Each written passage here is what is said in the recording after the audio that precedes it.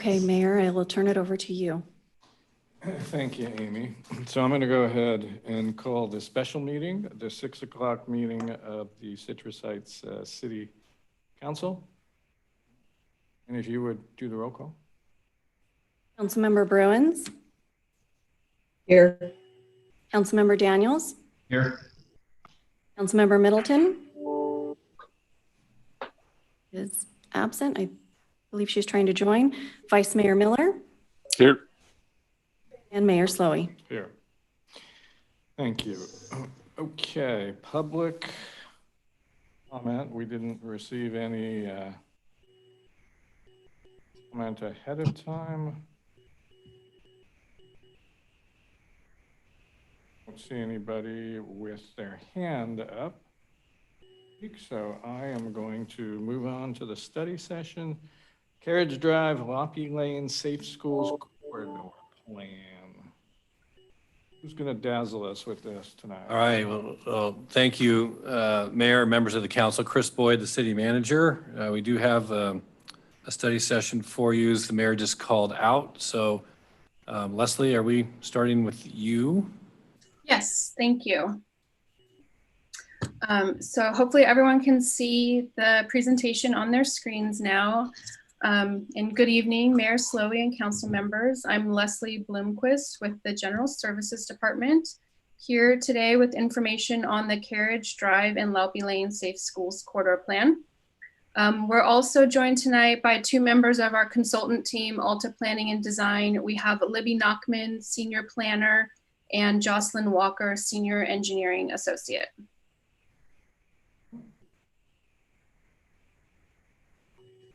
Next slide. The presentation tonight will cover the project background and goals, schedule, what we've heard from the community to date, the proposed improvements and alternatives, and the next steps. This project, although led by the city, is being developed in partnership with San Juan Unified School District. We've been working closely with Mesa Verde High School, Sylvan Middle School, and Carriage Drive Elementary School. The plan that's being developed is looking at traffic safety and operational improvements both on the public streets and within the parking lots. And although our team has developed concepts for modifications on school district property, the presentation tonight will focus primarily on the recommendations for the city maintained and operated roadways. This project was initiated based on years of feedback and concerns from residents, neighbors, and school representatives. The corridor is home to 3 schools with students ranging from kindergarten to high school. Between 2014 and 2017, the enrollment of students attending these schools increased by nearly 25%, and the majority of the students arrived by car. This increase in enrollment brought with it many new and challenging transportation and safety concerns. This map shows the limits of the study, which includes all of Carriage Drive and Lauppe Lane from Antelope down to Auburn. It also includes the area on Auburn between Carriage and Sylvan Corners in front of Sylvan Middle School. The needs along this corridor were previously identified in both the city's walkability master plan and bike plan. In 2018, we applied for and were awarded a grant from Caltrans to develop this Safe Schools Corridor Plan. Phase 1 is complete and consisted of a review of the existing conditions. During phase 1, we performed a significant amount of outreach to the community to fully understand their current concerns along the corridor and at each school. We're currently in phase 2 and here tonight to present concepts to you and gather your feedback on various alternatives. The current grant is for development of the plan only, and additional grants would be needed in the future for implementation of the recommended improvements. And I'd like to turn it over to Libby now to discuss the details of the concepts and alternatives. Thanks. Hi, everyone. Thank you so much for having us here tonight. So I'm going to talk a little bit to start around what we heard in our first round of outreach, which, as Leslie said, was last year, 2019. We spoke with over 200 people at a variety of different events, including a community open house, pop-up events at the schools, including at Mesa Verde, Carriage Drive, and Sylvan Middle School. We attended community group meetings, including the Neighborhood Association 2 meeting, as well as the English Language Acquisition Program parent meeting, and we had an online community survey to get feedback from people who weren't able to meet us in person. I'm going to talk about the top issues we identified in that first round of outreach, and these issues we directly used to inform our recommendations. The top issue and concern we heard was safety for people bicycling and walking.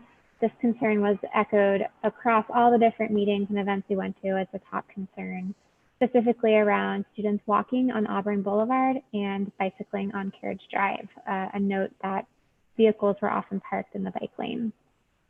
The second key concern was around vehicle traffic patterns, including circulation both on the corridor and in the school parking lot. There was concern around spillover from the parking lots that created congestion, conflict, decreasing visibility of people walking and biking, and creating accessibility challenges for people walking and biking. The third concern was regarding the behavior, specifically of people walking. A lot of our respondents noted that students would be walking and crossing the street at various locations, and there was a request for more education and enforcement. The fourth issue we identified was speed. There was a perception of many people we spoke with that people were driving at unsafe speeds along the corridor, perhaps using it as a cut through to avoid traffic on other roadways. And that perhaps these people taking the road as a cut did not know that it was a school corridor. The fifth issue we identified was specific to one location on the corridor. This is the crosswalk where Lauppe Lane curves around. It's at the north entrance of Mesa Verde High School. There is the road turns a corner where there's a crosswalk and there's a lot of overgrown shrubs. People noted a lot of challenges at that location, seeing people, particularly students, as they cross at that location. So we have since prepared a variety of recommendations for the corridor and presented that to the community at our second round of outreach. We planned, of course, to hold it in person, but pivoted quickly to an online virtual engagement opportunity where we reached over half the number of people we reached in the first round, which was exciting. So far, over 130 people. It included a live Zoom webinar, a recording of that webinar that was placed on the project website for people to review on their own. We had an online community open house where people could walk through the improvements on their own and provide comments. We met with Planning Commission last night, and tonight we are here with you, the City Council. So just to quickly summarize what we heard last night from Planning Commission, we have a couple of options that regard parking removal. There's a preference from the Planning Commission to maintain that parking. I'm about to show you a list of our recommended improvements, and the Planning Commission generally supported those improvements. The Planning Commission also supported a shared use path on Lauppe Lane. That's one of the alternatives I'll present to you tonight.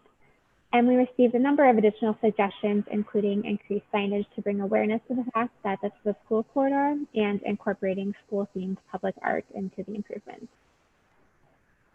So just to overview what I'm gonna be presenting moving forward, I'm gonna show you the improvements that we're recommending for installation and the corresponding support from the community.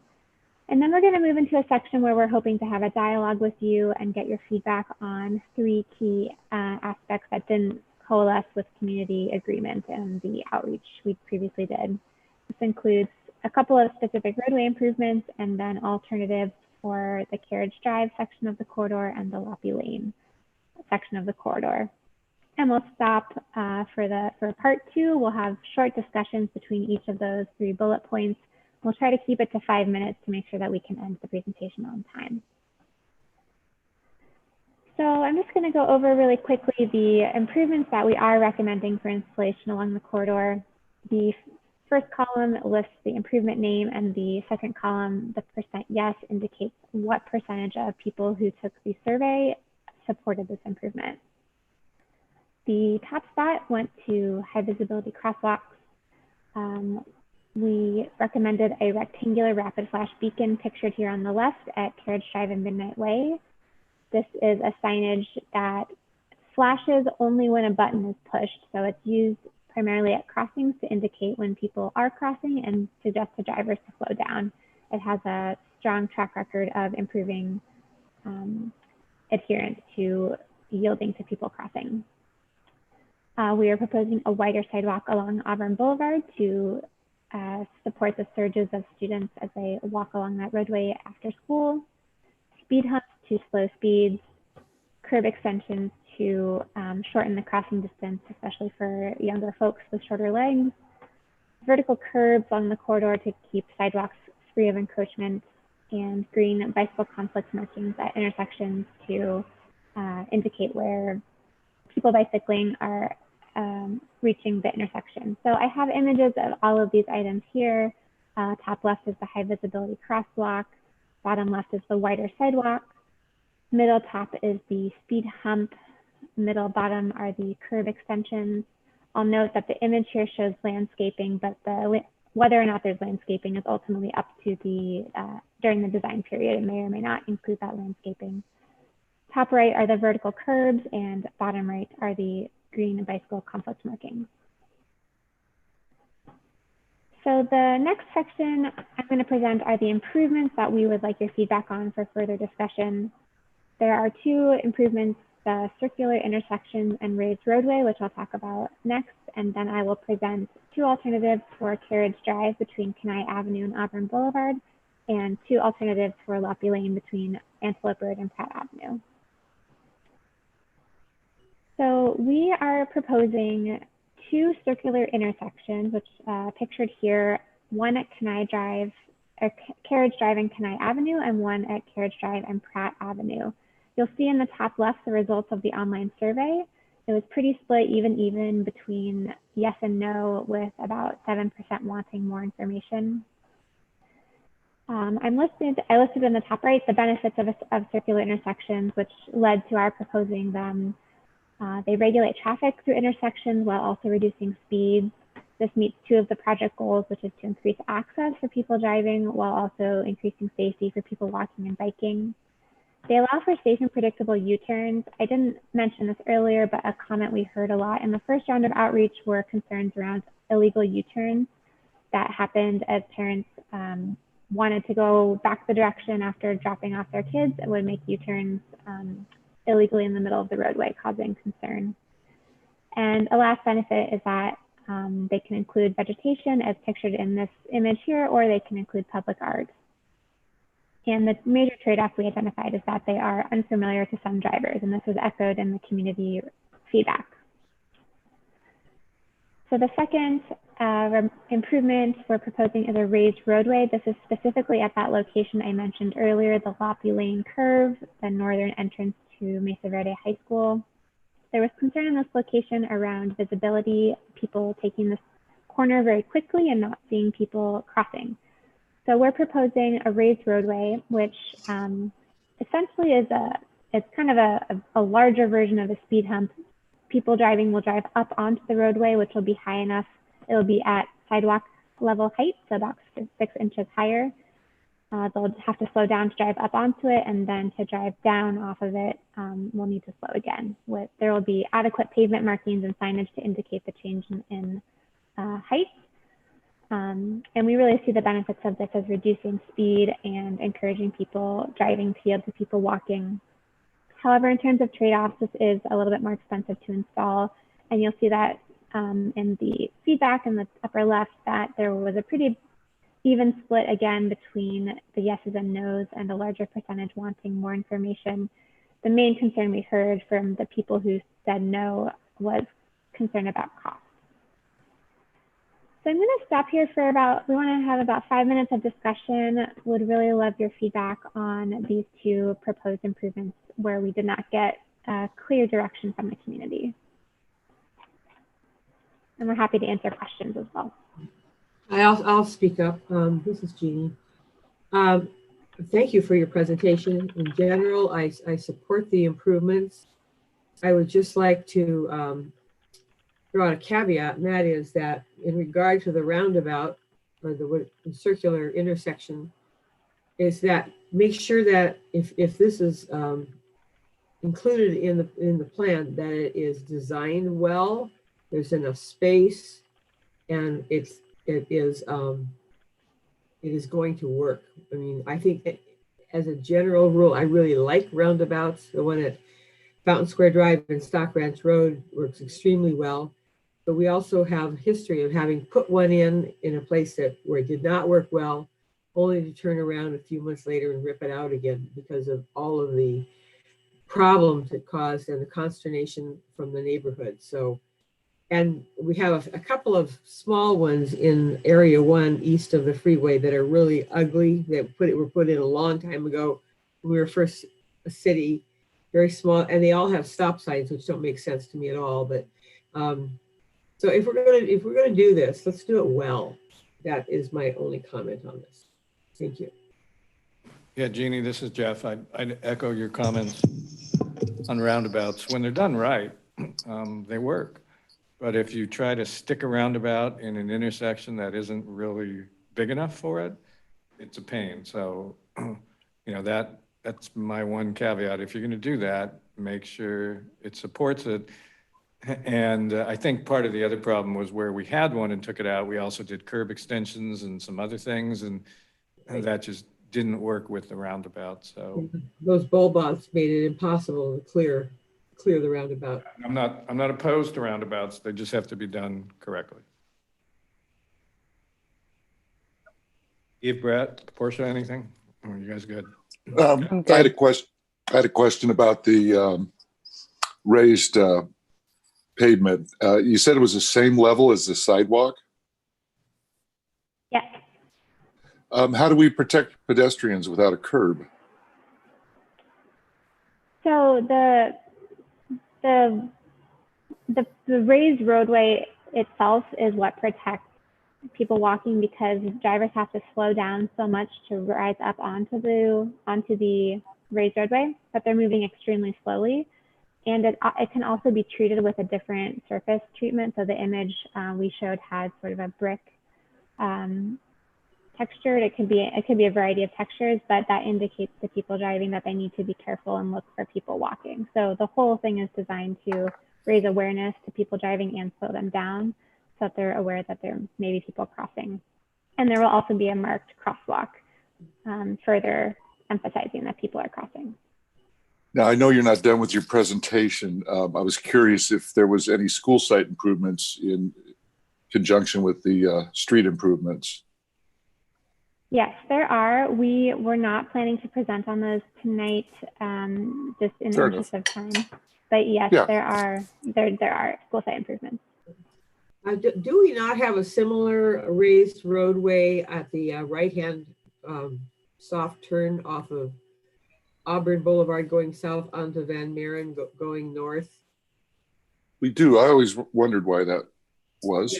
Yeah, I think that's what we're talking about. And it does do exactly what it's intended to do, which is to slow traffic. So, yeah. Yeah, but that's just through the crosswalk. Maybe I was wrong, but the picture looked like it went further. That's correct. The ones at Auburn and Van Maren are more of a raised crosswalk. That's similar to what's at Carriage and Midnight now as well on this corridor. The raised roadway that's being proposed at the Lauppe corner here would include the crosswalk, but it would extend all the way around the bend. So it would be like a large speed hump and incorporate the crosswalk in it as well. So just maybe 4 or 5 times longer and bigger than what you've seen out there at Auburn and Van Maren. And what,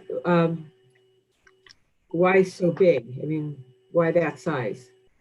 Because it's around the curve. We really want to emphasize the slow movements there. What we've heard is a lot of people trying to take that corner really quickly, and with the oncoming cars, we would like to slow them down all the way around the corner. And this would really emphasize that, coming in both directions, larger than a distance just for the crosswalk.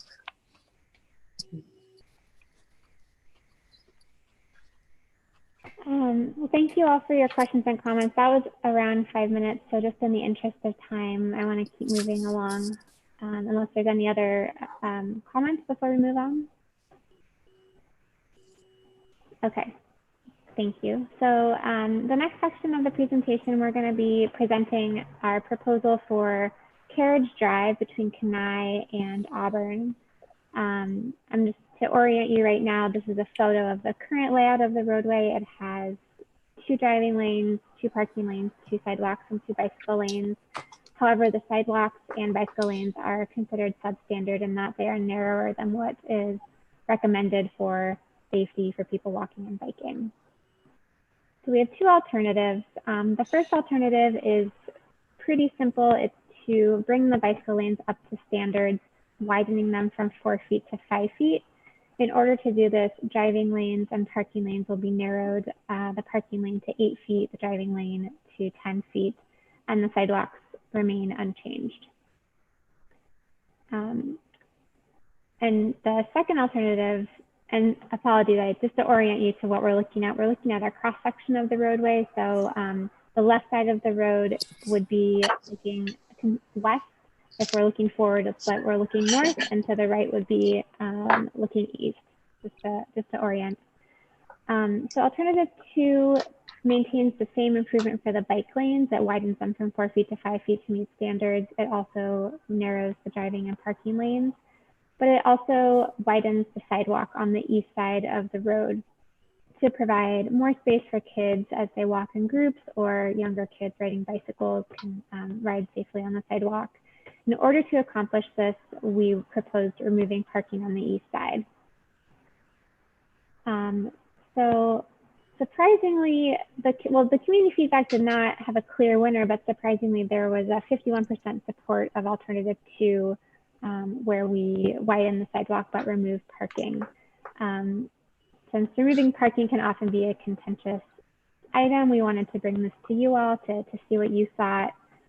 Just to walk through the benefits and trade-offs really quickly. For both alternatives, the narrow driving lanes help slow speeds, while the wider bike lanes meet the standards.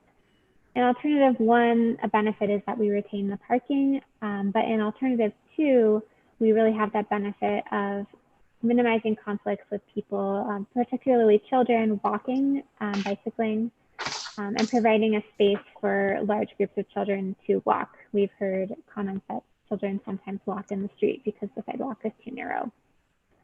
In terms of trade-offs, alternative 1, the sidewalk stays narrow, and on-street bicycle lanes might not always be the best place. Parents might not feel safe letting their kids bike there. So without that extra sidewalk space, kids might be riding in the street.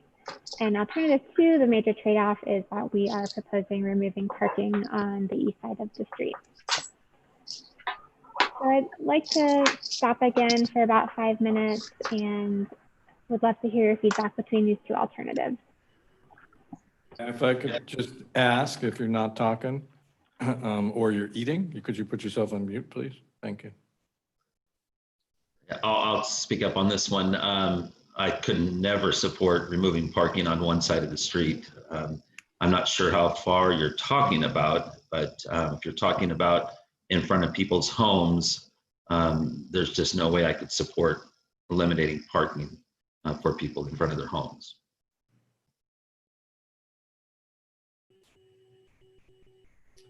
Have we done a study or an observation of how heavily parked this street is presently, and what the impact would be if parking were removed on one side of the street? Yeah, that's a great question. We haven't done a full parking evaluation study. Anecdotally and visually, we see that the parking is not fully utilized, indicating that potentially there would be an option to take away parking, remove parking, but we have not done a empirical parking utilization study. One of my concerns, I like wide sidewalks. I really like wide sidewalks, but one of my concerns would be, since this is a residential neighborhood, that if you eliminated parking on one side of the street, that you're going to then see an increase in jaywalking, people parking on the other side of the street to cross over to see someone on the side of the street, or to go home on the side of the street where there is no parking. And I think that has to be taken into consideration, and I'd like to see further studies done on the impact that that would have. I would agree, Jeannie. I mean, for one, I'm not excited about removing the parking, but you know, if that was an option, I'd want to know, one, how utilized is it? And, you know, survey the people on this, where you're talking about. I agree. Let's talk to the people that are impacted by it. Not And gonna how affect wide, me. how much wider would the sidewalk be? That's the other, what is it now? What would it be? Yeah, Jocelyn, can you talk a little bit about the dimensions? 5 to 7. Yeah, it looks like 2 feet. Okay, it doesn't. Yeah, it goes from sidewalk- about 5 to about 7. It could vary a little bit depending on where you are on the corridor. Okay, and the sidewalk on the other side of the street remains the same size. Correct. Yes. Is that 5 feet to right now? I can't see, but Generally 4 to 5 feet, yes. Yeah, I don't know if I like getting rid of parking on one side of the street. And you said it was the east side, but isn't that the side that the middle school's on? yeah. It Yeah. is, but That's that's what the it side with fewer residences. So we thought that they would have a smaller impact.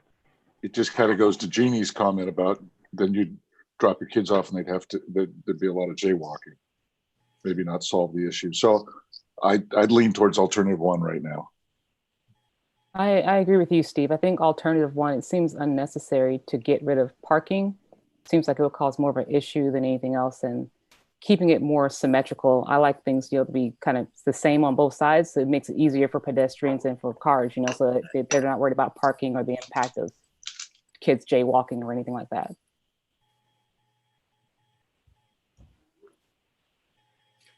Right? Sounds like we're leaning towards alternative 1. Yeah. Any further information? Yeah. Yeah, thank you. Any further comments before we move on? Okay, great. Well, thank you very much for that. Very helpful feedback.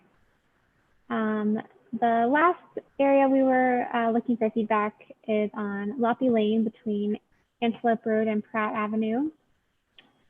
So this is a view of the current situation on Lauppe. We're looking north in this picture. There are 2 driving lanes, 2 parking lanes, and 2 sidewalks, and there are no bicycle facilities. So back to the cross sections for alternative 1, again, looking north in this image, we are proposing adding a bicycle lane in each direction at the standard 5 feet. This would require, in some areas, narrowing the sidewalk, in some areas, widening the sidewalk. The right-of-way on this strip is a little bit varied. In order to accommodate the bicycle lanes, we would remove parking on the west side, north of Oak Grove Estates, which is what we have here in the cross section. Parking would be maintained south of Oak Grove Estates. Are we talking removing parking in front of the mobile homes? The mobile homes are on the east side, so the parking would be maintained on that side. It would be eliminated, you said, or, I'm sorry. It would be, it's maintained, so the mobile home park, which is Oak Grove Estates, that is on the east side of the road, and parking on the east side would be maintained. Okay, because I drive that street all the time, and I've never seen a car parked on the east side. They're all parked on the west side, so. Okay, good to know. Alternative two received more community feedback, so that's what we're leaning towards. So we want all of your feedback. So alternative 2 maintains both parking and driving lanes. It does not put bicycle lanes on the street, but instead puts a shared use path on the west side of the street. So the shared use path would be grade separated, so it would be up the curb, separating people from the roadway, would allow people to walk or bike on that trail. We're showing up 16 feet wide in this cross section, but the actual width would have some variability because the roadway varies in width. So just to look between the two of them, we had 62% community support for the shared use path. 15% of people wanted more information. And I have the benefits listed here for both. For alternative 1, we saw the benefits of providing actual roadway space for people to bicycle. Some of the areas would widen the sidewalks, so that would have more place for people to walk. I see it's cut off here, but we also say children bicycling. In terms of trade-offs for alternative one, we remove parking, and as I said earlier, some families may not feel comfortable having their children bike in the roadway. For the shared use path, the benefits are it provides an all ages and all abilities facility for people to walk and bike. It's low stress, it's off street, and it truly minimizes the conflict points between drivers and people walking and biking. The major trade-off for alternative two is it's significantly more expensive, since alternative one is simply roadway striping. Alternative two would be curb and concrete work. As a result, that may take more time to implement to get the grant funding to do that. So would love to stop again for a moment and hear your feedback on these two alternatives. Option two. Option two, it allows for a more community feel. I like it. How much more expensive is option two than option one? Jocelyn, can you speak to that?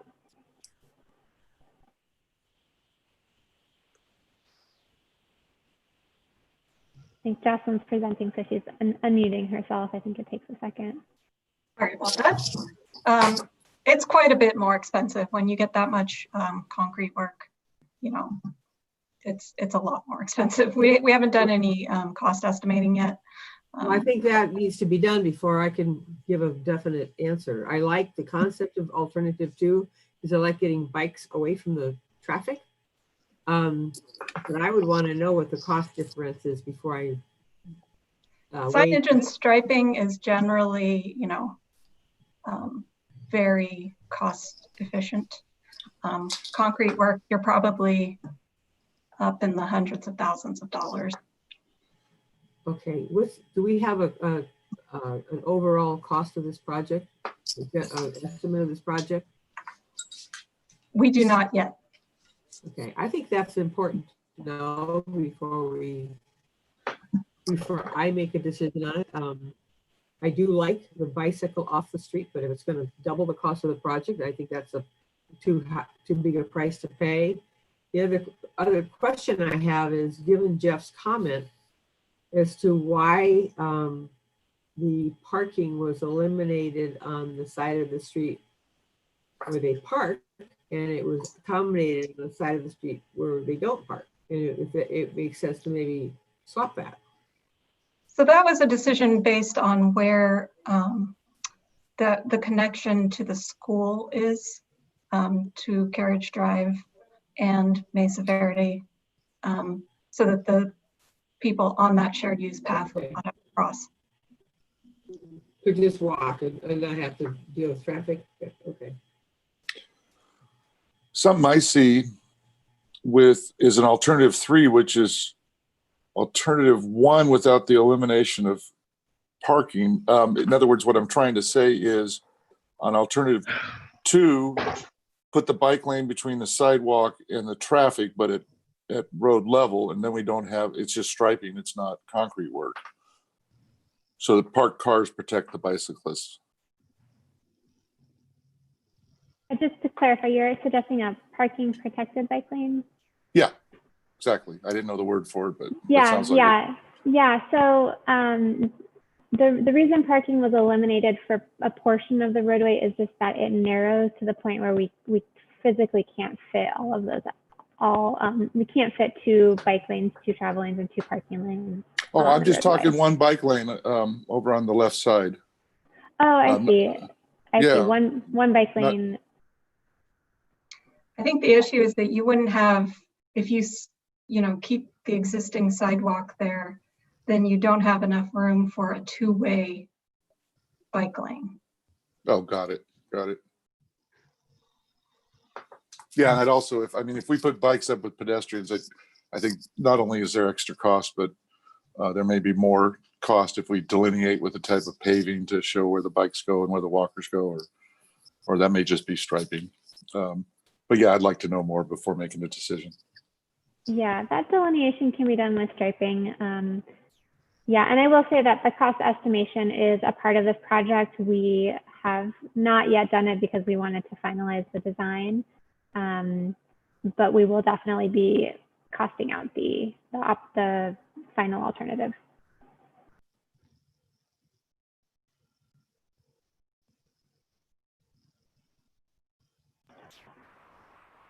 Are there any other comments? We're good. Okay, great. So that was all of the presentation. We do have a little bit of time, and I wanted to jump back to the improvements that we're recommending and just see if we had any comments or feedback on those.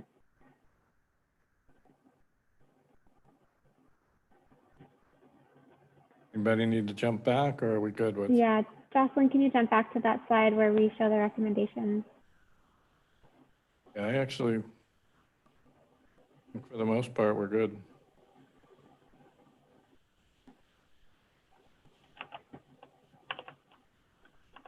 Well, I just wanted to say thank you very much for allowing us the opportunity to present the concepts to you. We really appreciate the feedback on this and appreciate your time. So thanks very much. Yeah, the only last comment I'd make is curb extensions. Ugh. They haven't worked all that well where we've put them. I know we have them on Sayonara, but you know, over there behind the shopping center on, it's not Grand Oaks, but off of Copperwood. Woodmore. Upperwood, that's what, Woodmore. That's where, I think those bulb outs, we called them bulb outs. I think that's what was the demise of the roundabout. I think that was more the problem, the roundabout, that people were so up in arms over it. Because I remember navigating that, and I, as a test, and what caused the problem wasn't the roundabout, it was the bulb outs. So I think we need to also take a, or as you're calling them, curb extensions, take a very close look at those, particularly if they are coupled with a roundabout. Yeah, folks need to be able to get their travel trailers and fifth wheels down the road. So let's just say we don't like them coupled together, period. That solves Yeah. the problem. Yeah. Yeah. Okay. Well, ladies, thanks for the presentation. Hopefully, we gave you enough to go away with certain things. I realize you didn't want to do the cost analysis till you got some feedback, but I do think, especially along Lauppe Lane, that, you know, that cost differentiation will probably play heavily into the decision. So might have to do a couple there to give us the options. Great. All right, Thank you very much. Any final questions? Great. Thank you. Thank you so much. So it's 20 to 7. We have nothing till 7. And for the council members, it's a different Zoom meeting. So use that one when you call back in about 5 to 7.